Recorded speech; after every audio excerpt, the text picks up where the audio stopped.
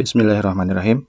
Alhamdulillah, pada video ini kita memasuki pelajaran yang ke-18, yaitu tentang marfu'atul asma, isim-isim yang marfu'.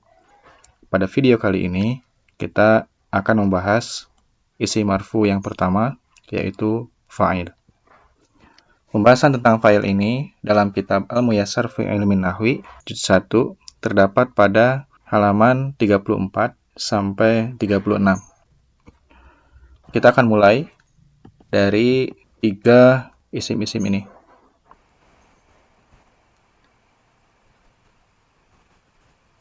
Kita mulai dari isim-isim marfu dulu. Isim-isim marfu itu bisa kita kelompokkan ke dalam yang pertama, isim-isim yang berada fil jumlah fi'aliyah, pada jumlah fi'aliyah,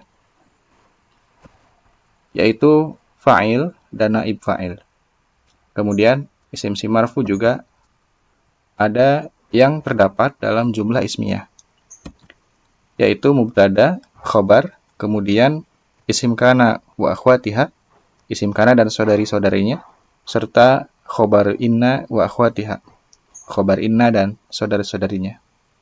Kemudian yang terakhir at-tawabi', yaitu isim-isim yang mengikuti i'rab isim-isim yang diikuti olehnya. At-tawabi' ini ada 4 dan pembahasannya akan diberikan di bagian majruratul asma atau isim-isim majrur. Sekarang kita akan mulai pembahasan kita mengenai isim marfu yang pertama, yaitu fa'il. Seperti biasa, kita akan mulai dari definisi atau pengertiannya. Sebagaimana kita bisa lihat juga dalam kitab Al-fa'ilu huwa ismun marfu'un waqa'a ba'dal fi'lil ma'lumi wa dalla 'ala man fa'alal fi'la. Al-fa'ilu, fa'il itu, huwa ialah ismun marfu'un, isim marfu', waqa'a yang terletak, ba'dal fi'lil ma'lumi, setelah fi'il ma'lum. Fi'il ma'lum ini adalah kata kerja aktif, yaitu kata kerja yang subjeknya adalah pelaku dari perbuatannya. Seperti misalnya memasak, kalau ada subjek, maka subjeknya itu adalah pelakunya. Misalnya subjeknya ibu saya, berarti kalau ibu saya memasak, maka ibu saya itu adalah subjek. Berbeda dengan fi'il majhul atau kata kerja pasif, di mana ketika kata kerja tersebut diungkapkan, maka subjeknya itu bukan pelakunya, tetapi sebagai sasaran dari perbuatannya. Misalnya, ayam itu dimasak. Ayam itu sebagai subjeknya bukan pelaku yang melakukan kegiatan masak itu, tetapi justru subjek di sini sebagai sasaran dari perbuatan memasak tadi. Ayam itu dimasak, berarti subjeknya adalah sasaran dari perbuatannya, bukan pelaku perbuatannya. Itu adalah perbedaan antara fi'il ma'lum atau kata kerja aktif dan fi'il majhul atau kata kerja pasif. Wadalla, dan menunjukkan ala man fa'alal fi'ala, kepada yang melakukan perbuatan tersebut, yang melakukan fi'il tadi. Mari kita lihat contohnya supaya lebih tergambar. Contohnya qalan nabiyyu. Di sini qala sebagai fi'il madi ma'lum. Fi'il madi artinya fi'il yang menunjukkan waktu dari perbuatannya terjadi di masa lalu. Kemudian ma'lum di sini artinya aktif. Ketika dikatakan Nabi dahulu kala bersabda, itu artinya yang melakukan perbuatan bersabda ini adalah Nabi.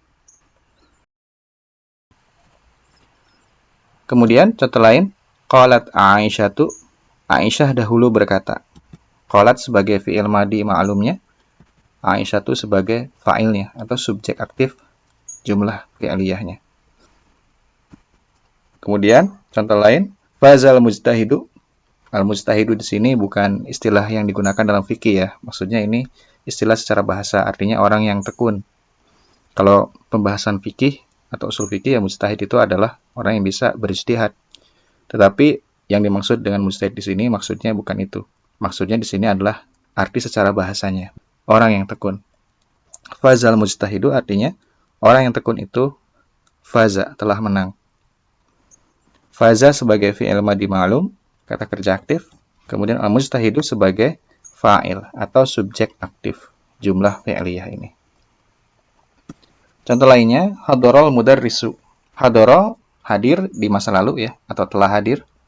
Al-mudarrisu, guru itu. Muzakkar artinya laki-laki. Berarti di sini gurunya laki-laki. Guru itu hadir. Hadoro sebagai fi'il madhi ma'lum atau kata kerja aktifnya. Al-mudarrisu sebagai fa'ilnya atau subjek aktif, pelaku perbuatannya. Kemudian hadarat al-mudarrisatu, hadarat hadir atau telah hadir. Al-mudarrisatu, guru perempuan itu. Mu'annas di sini maksudnya perempuan. Hadarat sebagai fi'il madhi ma'lumnya atau kata kerja aktifnya.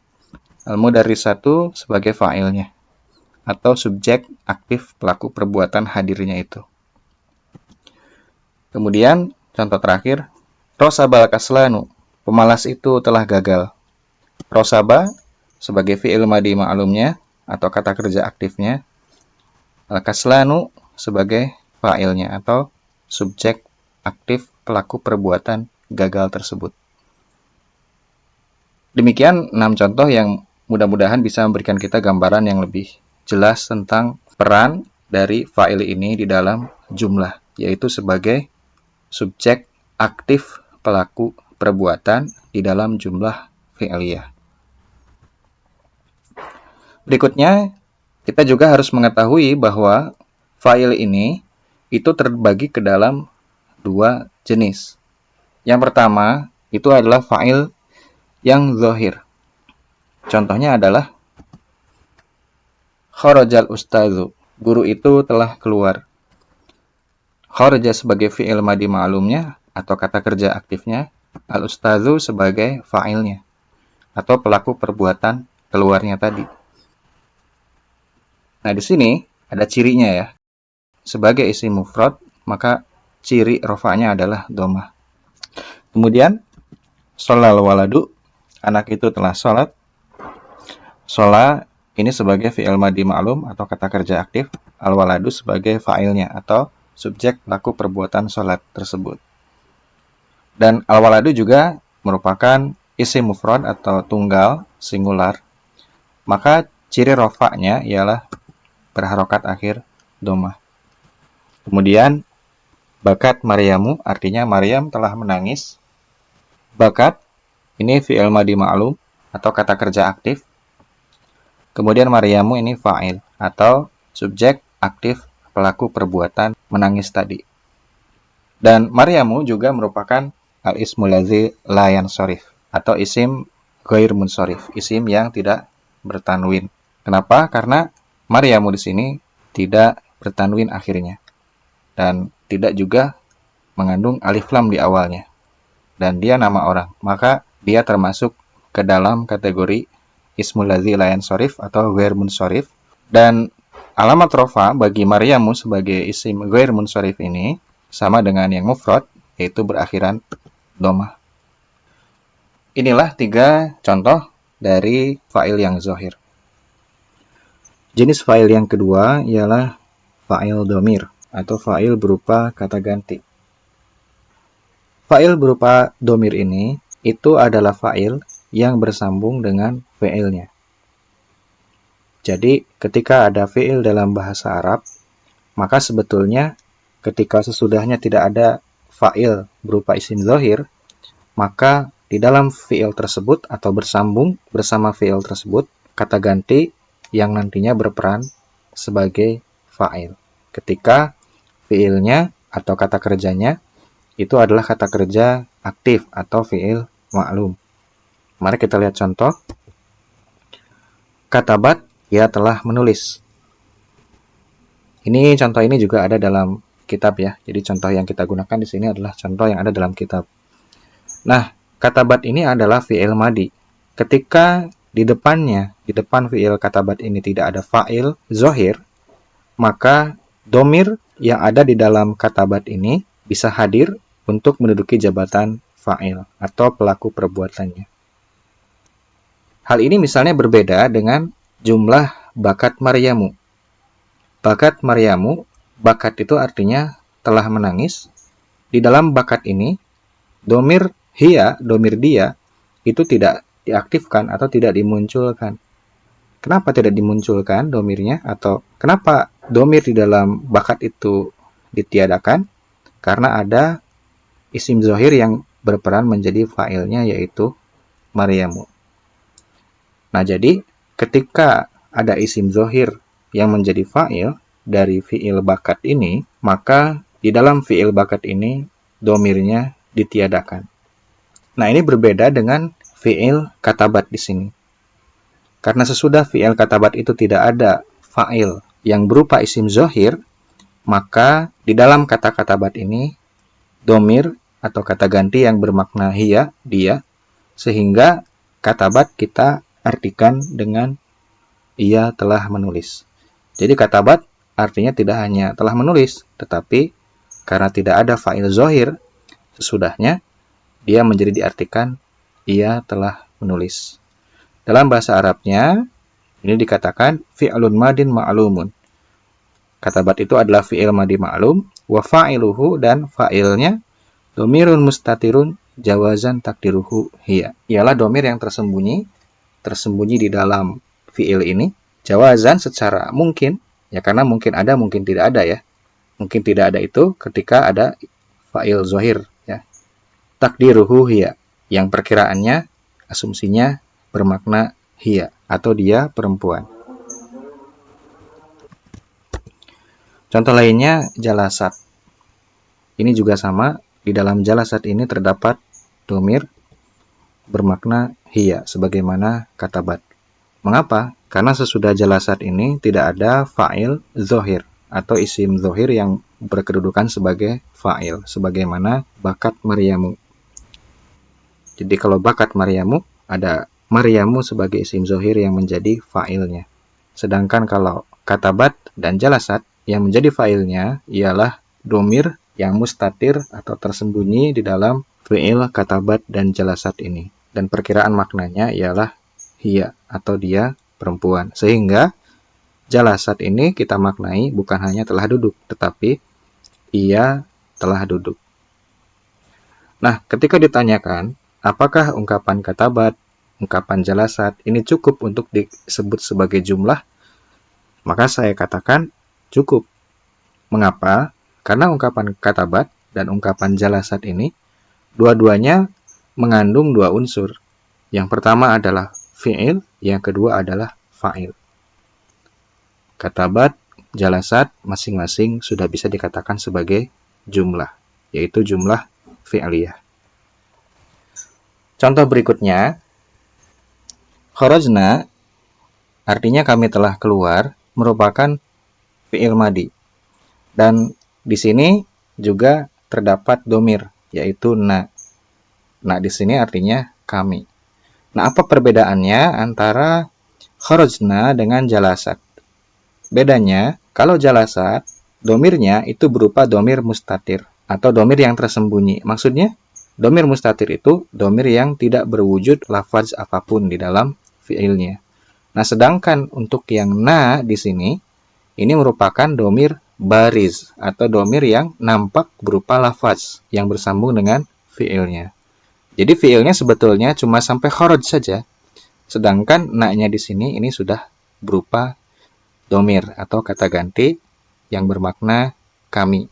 Dan kata ganti ini berperan sebagai fa'ilnya atau subjek pelaku perbuatannya.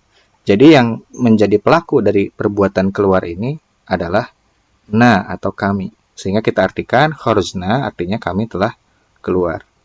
Sebagaimana katabat dan jalasat, ungkapan kharajna juga merupakan sebuah jumlah fi'liyah. Karena sudah memenuhi unsur fi'il dan juga fa'il. Berikutnya, asyrabu. Ini fi'il mudhari, ma'lum. Artinya aku sedang atau akan minum. Nah, di dalam asyrabu ini terdapat fa'ilnya yang berupa domir yang mustatir juga sama. Artinya tidak muncul secara lafaz di dalam fi'il asyrabu ini. Nah, ini disebutnya domir mustatir wujuban yang pasti ada. Nah, ini kita bisa paham tentang ini kalau kita belajar tasrif ya, atau sorof. Nanti kita akan pelajari itu di tasrif lugawi. Di dalam fi'il asyrabu ini terdapat kata ganti yang tersembunyi atau domir mustatir yang itu perkiraannya adalah bermakna ana atau saya. Sehingga asyrabu ini kita artikan aku sedang minum. Kemudian tashrabu di sini ini fi'il mudhari juga dan fa'ilnya kata ganti yang tersembunyi yang perkiraannya bermakna anta, kamu. Berikutnya yashrabuna. Nah di sini domirnya bukan mustatir lagi tapi bariz. Kenapa? Karena terlihat secara lafaz yaitu wawu di sini ya. Jadi wawu ini bermakna mereka ya. Sehingga kita artikan yashrabuna itu adalah mereka sedang atau akan minum. Yashrabuna sekali lagi merupakan fi'il mudhari ma'lum, artinya kata kerja aktif ya, bukan pasif. Dan al-wawu di sini sebagai fa'ilnya yang bermakna mereka dan berupa dhamir. Kemudian uktub. Uktub di sini adalah fi'il amar ya. Fi'il yang bermakna perintah. Fi'lu amrin wa fa'iluhu dhamirun mustatirun wujuban takdiruhu anta. Nah, jadi di dalam ungkapan uktub ini artinya tulislah olehmu, itu terdapat fa'il, subjek pelaku perbuatan yang maknanya adalah anta. Tapi dia dhamir mustatir, tersembunyi di dalam ungkapan uktub ini. Tidak nampak berupa lafaz ya. Disebutnya dhamir mustatir. Kedudukannya sebagai fa'il dan perkiraan maknanya itu adalah anta, kamu. Berikutnya ikra juga sama. Bacalah olehmu. Ini fi'il amr dan fa'ilnya adalah dhamir mustatir juga ya. Perkiraan maknanya adalah anta. Satu lagi, i'lamu artinya ketahuilah oleh kalian. Nah, untuk fi'il amr ini dhamirnya bukan dhamir mustatir, bukan dhamir yang tersembunyi di dalam fi'ilnya dan tidak nampak berupa lafaz. Di fi'il i'lamu ini justru fi'ilnya nampak yaitu berupa wawu yang maknanya kalian. Jadi fi'il amr dan wawunya sebagai fa'ilnya sehingga bisa kita artikan ketahuilah oleh kalian. Demikianlah dua jenis fa'il yang perlu kita pahami betul-betul supaya kita tidak menganggap bahwasanya fa'il itu hanya isim zahir saja. Justru mungkin bisa jadi fa'il yang akan sering kita temukan itu adalah fa'il yang berupa dhamir. Berikutnya kita akan mencoba membahas ketentuan-ketentuan fa'il. Ketentuan-ketentuan fa'il itu dapat kita temukan di dalam kitab di halaman 35. Semua ketentuan tersebut akan kita bahas dan kita berikan contohnya satu persatu. Yang pertama, fa'il harus selalu marfu. Tentu karena fa'il merupakan salah satu dari marfu'atul asma, itu berarti fa'il harus marfu. Yang harus kita hafalkan itu adalah alamat rofa dari berbagai jenis mu'rab yang ada 9 ini. Ketika kita mengidentifikasi suatu fa'il dalam suatu jumlah atau suatu ungkapan, maka kita harus mengetahui juga fa'il tersebut itu termasuk jenis yang mana. Karena jenis tersebutlah yang akan menentukan alamat rofa seperti apa yang berlaku. Yang pertama, al-mufrad, alamat rofanya adalah dhammah. Contohnya, zahabal ustadzu. Ustadz itu telah pergi. Di sini karena al-ustadzu merupakan isim mufrad, maka alamat rafanya ialah dhammah. Kemudian untuk jenis yang al-musanna, alamat rafanya adalah alif. Contohnya raja'al ustadzani, dua orang ustadz itu telah kembali. Al-ustadzani di sini sebagai fa'il atau sebagai subjek yang melakukan perbuatan kembali tadi. Maka sebagai isim musanna, al-ustadzani mengandung ciri rafa alif. Jadi bukan al-ustadzaini, tetapi al-ustadzani. Dan alif tersebut menunjukkan bahwa dia rafa. Kemudian yang ketiga, jenis isim mu'rab yang ketiga adalah jama' muzakkar salim. Untuk jama' muzakkar salim, alamat rafanya adalah wawu. Contoh, kharajal muslimun. Orang-orang muslim itu telah keluar.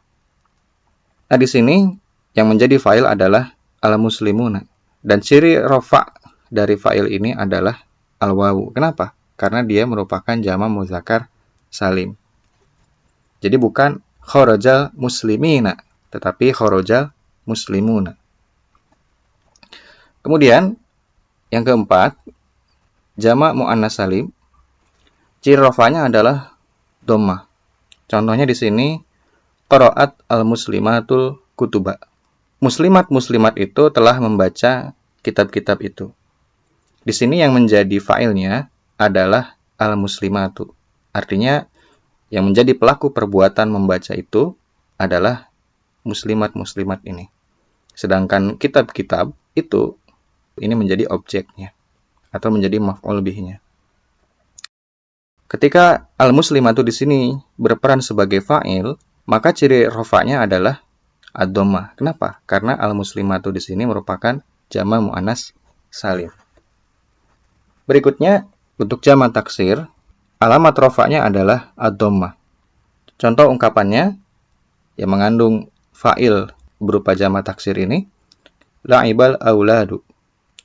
Al-aulad adalah jamak taksir dari al-walad. La'ibal auladu, anak-anak itu telah bermain.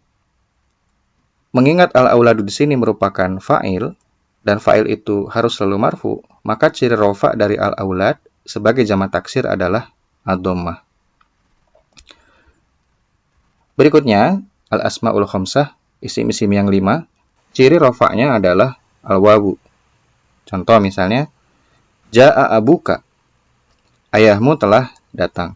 Abuka artinya ayahmu, ja'a telah datang. Jadi, bukan ja'a abaka, bukan juga ja'a abika, tetapi harus ja'a abuka. Adapun untuk jenis yang ketujuh, yaitu isim maksur, maka alamat rafa'nya adalah ad-dhammah al-muqaddarah atau dhammah yang tersembunyi. Jadi berbeda dengan alamat rafa' mufrad, jamak muannats salim, jamak taksir.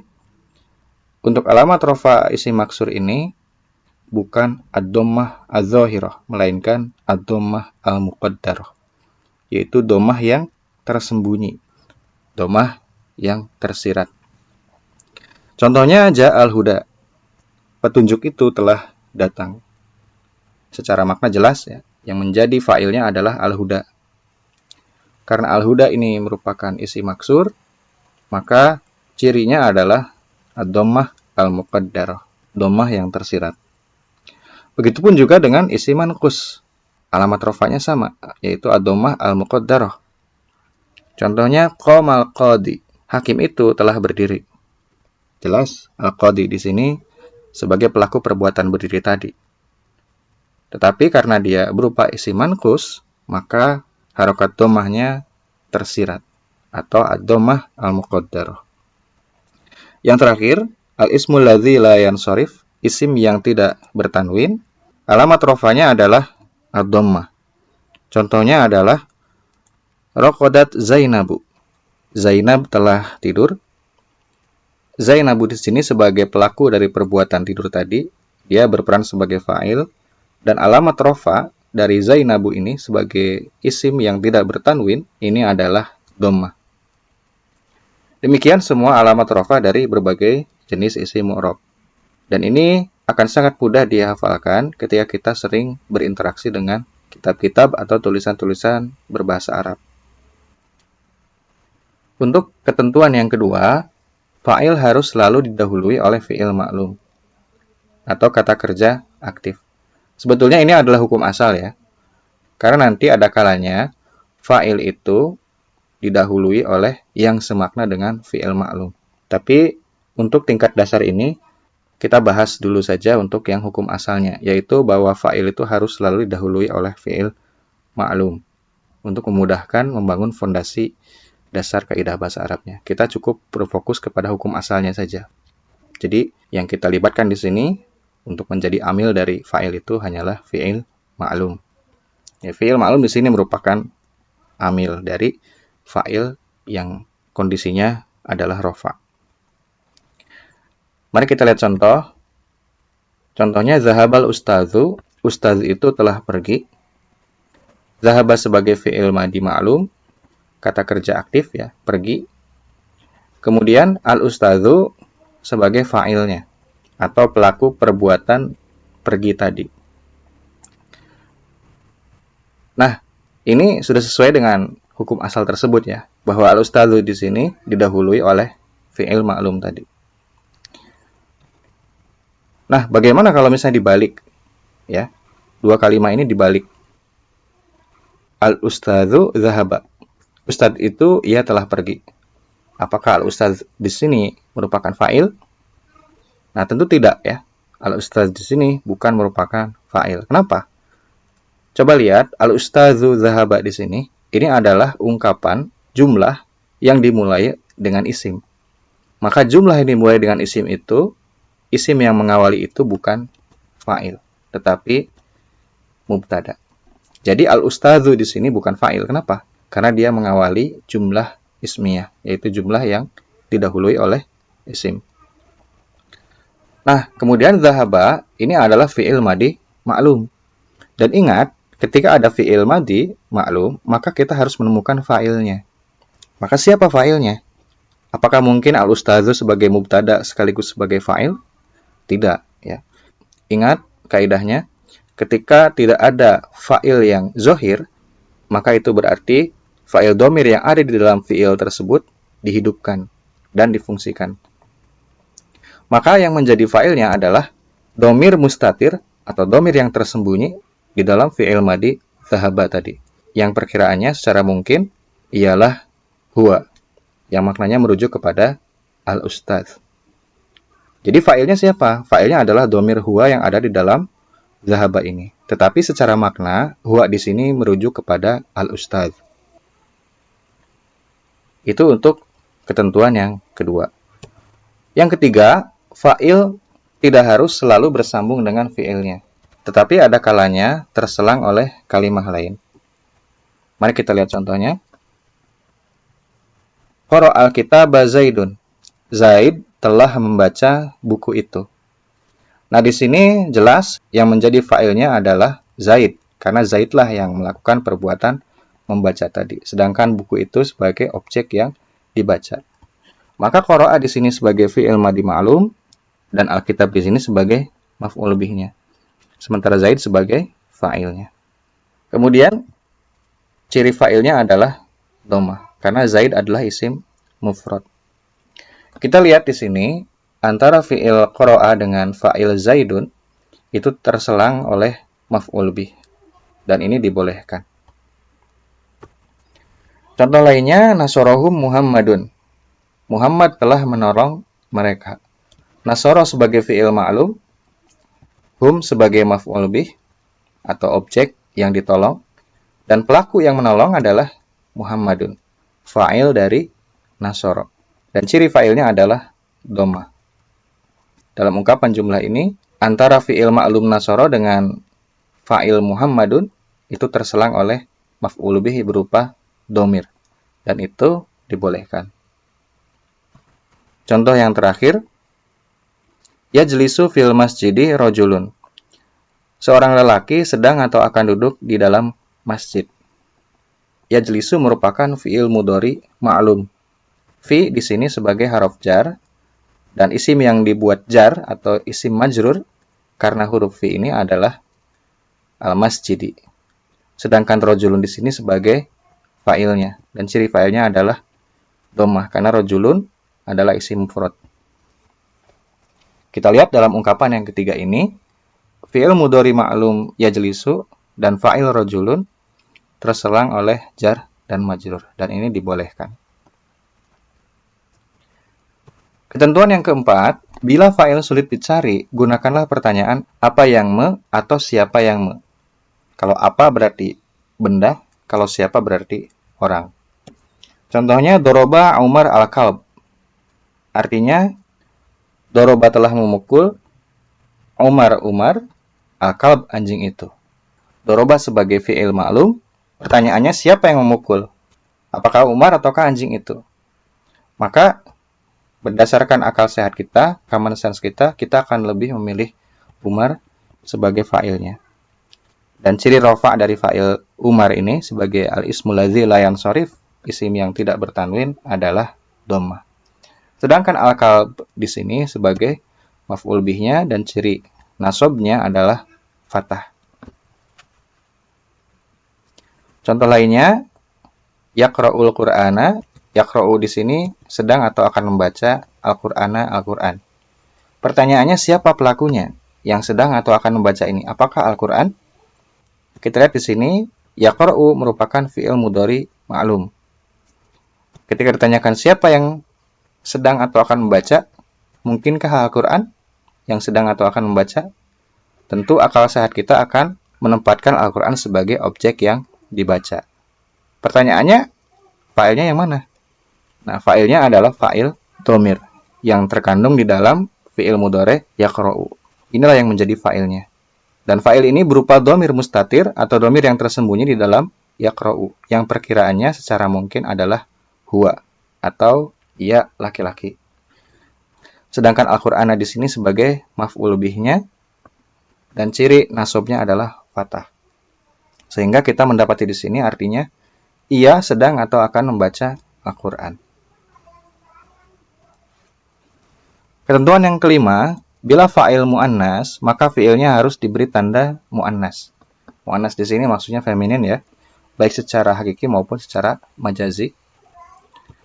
Bila fi'ilnya berupa fi'il madi, maka ketika ada fa'il yang mu'annas, ia ditambah tak sukun di akhirnya. Contohnya, jalasat tilmizatun, seorang siswi telah duduk. Jalasat sebagai fi'il madi ma'lum, tilmizatun sebagai fa'ilnya. Kita lihat di sini tilmizatun tentunya sebagai fa'il dia mu'annas. Ciri rafanya adalah dhammah. Kita lihat di sini tilmizatun itu tentunya tilmizatun di sini merupakan fa'il dan dia mu'annas. Maka karena fa'ilnya mu'annas, fi'ilnya harus disesuaikan agar mu'annas juga. Dan karena jalasat itu merupakan fi'il madi ma'lum, tanda mu'annasnya adalah tak sukun di akhirnya. Bila fi'ilnya berupa fi'il mudhari, maka awali dengan tak mudhoro'ah di awalnya. Mari kita lihat contohnya. Tadhhabul ustazatu, bu ustazah sedang atau akan pergi. Tadhhabu sebagai fi'il mudhari ma'lum, sedangkan al-ustazatu sebagai fa'ilnya. Dan ciri fa'il dari al-ustazatu di sini adalah dhammah. Kita lihat di sini, al-ustazatu sebagai fa'il dan dia mu'annas, maka fi'ilnya harus diberi tanda mu'annas juga. Dan karena tadhhabu di sini merupakan fi'il mudhari ma'lum, maka tanda mu'annasnya adalah tak mudhoro'ah di awalnya. Jadi bukan yadhhabu, tetapi harus tadhhabu ketika fa'ilnya mu'annas tadi. Ketentuan yang keenam, jika fa'il berupa isim musanna atau jama', maka fi'il harus tetap mufrad. Contohnya, hadarul waladu, anak itu telah hadir. Nah, di sini hadara sebagai fi'il madhi ma'lum, al-waladu sebagai fa'ilnya. Dan al-waladu mufrad, artinya anaknya cuma satu. Kemudian, ciri rafanya adalah dhammah. Berikutnya, hadarul waladani, dua anak itu telah hadir. Hadara sebagai fi'il madhi ma'lum, al-waladani sebagai fa'ilnya. Al-waladani merupakan isim musanna karena jumlah dari anak di sini sebagai fa'ilnya ada dua. Dua anak itu. Maka ciri rafanya adalah alif.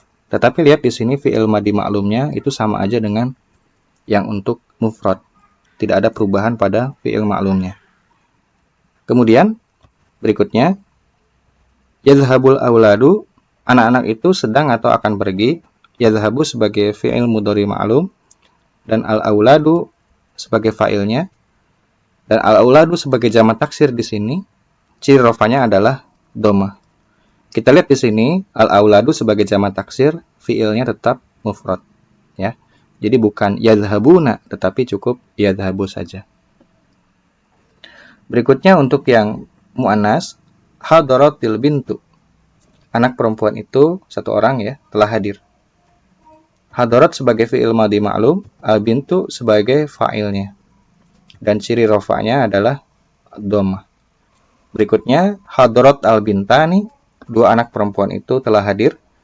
Hadarat sebagai fi'il madhi ma'lum, al-bintani sebagai fa'ilnya. Fa'ilnya di sini adalah isim musanna karena jumlah anak perempuannya ada dua. Dan ciri rafa'nya adalah alif. Kita lihat di sini, ketika fa'ilnya isim musanna, maka fi'ilnya tetap tidak ada perubahan, tetap sama dengan yang untuk fa'il yang mufrad. Fi'ilnya tetap sama-sama hadarat.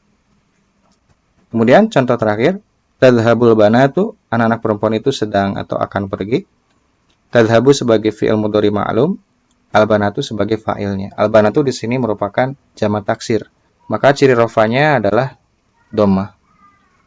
Dan kita lihat di sini, ketika fa'ilnya adalah jamak taksir, maka fi'ilnya tetap untuk yang mufrad, yaitu tadhhabu.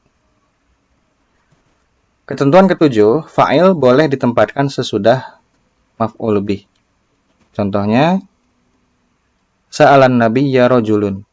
Sa'ala di sini fi'il madhi ma'lum, an-nabiyya sebagai maf'ul bih, dan rajulun di sini sebagai fa'ilnya. Dan ciri rafa'nya adalah ad-dhammah.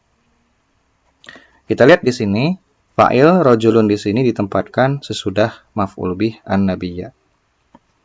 Contoh lainnya, sa'alani dzata yaumin rajulun. Seorang lelaki telah menanyaiku pada suatu hari. Sa'ala di sini fi'il madhi ma'lum, ni di sini sebagai maf'ul bihnya, kemudian rajulun sebagai fa'ilnya, dan ciri rafa'nya adalah dhammah. Nah, di sini fa'ilnya berada di ujung ya, dan didahului oleh maf'ul bih. Contoh lainnya, ini dari Al-Quran ya, surat Al-Baqarah.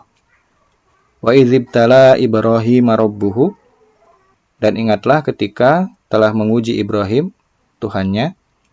Ibtala di sini sebagai fi'il madhi ma'lum, Ibrahim sebagai maf'ul bih atau objek, dan fa'ilnya adalah rabbu, dan ciri rafa'nya adalah ad-dhammah. Di sini fa'ilnya rabbu didahului oleh maf'ul bih Ibrahim. Contoh lainnya, ini juga ungkapan yang sering kita dengar. Innama yakhsyallaha min ibadihil ulama. Sesungguhnya yang takut kepada Allah dari hamba-hambanya itu hanyalah para alim atau ulama. Yakhsha di sini sebagai fi'il mudhari ma'lum, Allah di sini sebagai maf'ul bihnya, sedangkan fa'ilnya adalah al-ulama'u, dan ciri rafa'nya adalah ad-dhammah. Contoh lainnya, la yadkhulul jannata illal mu'minuna. Tidak akan masuk surga kecuali orang-orang yang beriman. Yadkhulu di sini sebagai fi'il mudhari ma'lum, kemudian al-jannata sebagai maf'ul bihnya, dan al-mu'minuna di sini sebagai fa'il. Dan ciri rafa'nya, karena al-mu'minuna merupakan jama' mudzakkar salim, itu adalah al-wawu. Dan kita lihat di sini, fa'ilnya didahului oleh maf'ul bih. Contoh lainnya, qad ja'akum rasuluna. Sungguh rasul kami telah datang pada kalian. Ja'a di sini sebagai fi'il madhi ma'lum, hum di sini sebagai maf'ul bih, dan pelakunya atau fa'ilnya adalah rasulu. Ciri rafa'nya adalah dhammah. Dan di sini fa'ilnya didahului oleh maf'ul bih berupa dhamir kum di sini. Itulah semua ketentuan-ketentuan dari fa'il. Maka dengan selesainya pembahasan tentang ketentuan-ketentuan fa'il ini, pembahasan tentang fa'il dicukupkan.